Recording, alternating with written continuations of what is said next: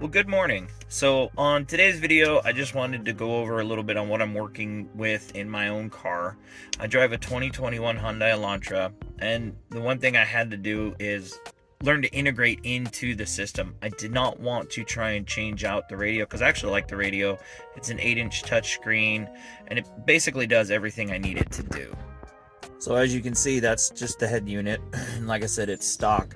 What I wind up having to do is buy a reverse harness and then two regular harnesses because I had to repin, believe I repin the reverse harness to get all the wires correct, and then I used the aftermarket harness to tap into the front two speakers for full range on the system.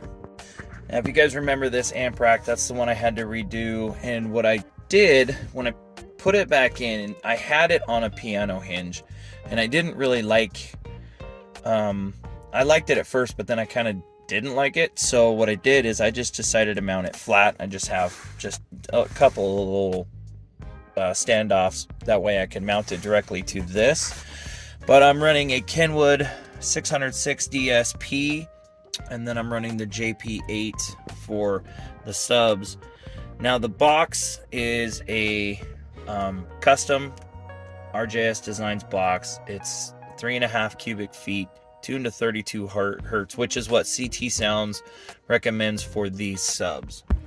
It's hard to tell here, but on the back of the box, so what I did is I used a weathered wood stain, and then I went over with a Varathane clear, and unfortunately it actually yellowed, so the box looks more yellow than weathered wood, which kind of sucks. I won't use that stain in the future, but all my boxes I just do studs for positive and ground. Most of the time when you're doing two subs, whether it be 10s or 12s, a lot of the times you're running them in series or parallel, so you only need two terminals at the end of the box. So one thing I will say is this build took me about 9 months simply because I had to save up to buy each piece of equipment. It wasn't cheap, but it was worth it because I was, like I said, I saved and I got what I wanted. I'm going to try and insert some pictures of this full build. It took me, like I said, it took me a long time, not just buying the equipment, but that car I completely tore apart, took all the interior out, all the carpet, and I laid sound treatment. The interior has 2 layers of sound treatment. It's got an 80 mil butyl, and then it's got a, I forget the thickness of the closed cell foam on top of that. And I did the entire car, including the roof.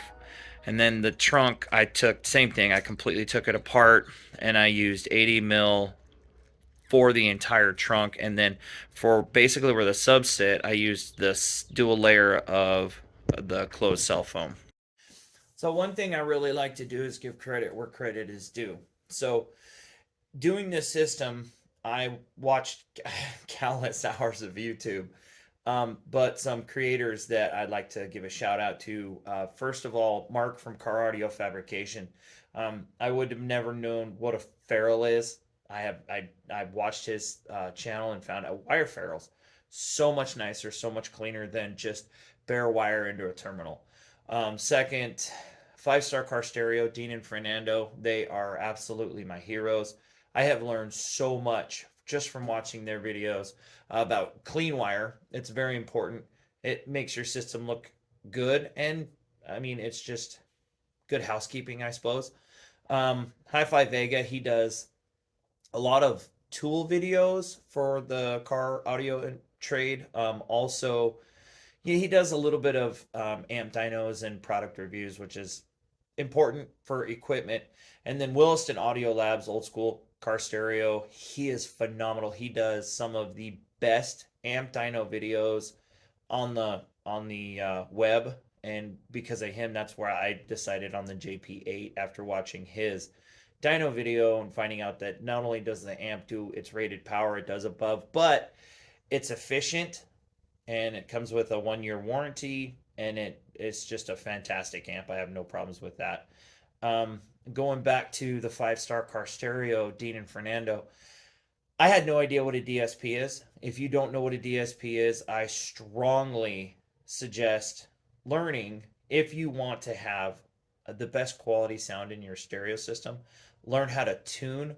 DSP does more than just a couple of things. It does four major things, um, such as time alignment. You have EQ. Mine has a parametric EQ, which allows you to adjust they call it the Q for frequencies. You can go narrow or you can go wide, and you can go up and down, which is really important. It also has crossovers, which crossovers are huge if you want to have a really nice sounding stereo system. One more shout out to New Concepts. That's who I buy my wire from. Mark from Cardio Fabrication, another recommendation from him. I am running 0 gauge from the battery all the way to the back, and then 4 gauge for the amps. Super, super important when you run in a system. Fusing. There's there's there's no reason to not fuse your system. I do dual fuse. I fuse at the amp, and I also fuse at the battery. The battery is the most important one, but that protects your car. But the fuse at the amps, that helps protect your equipment. So yeah, you can't say enough about fusing.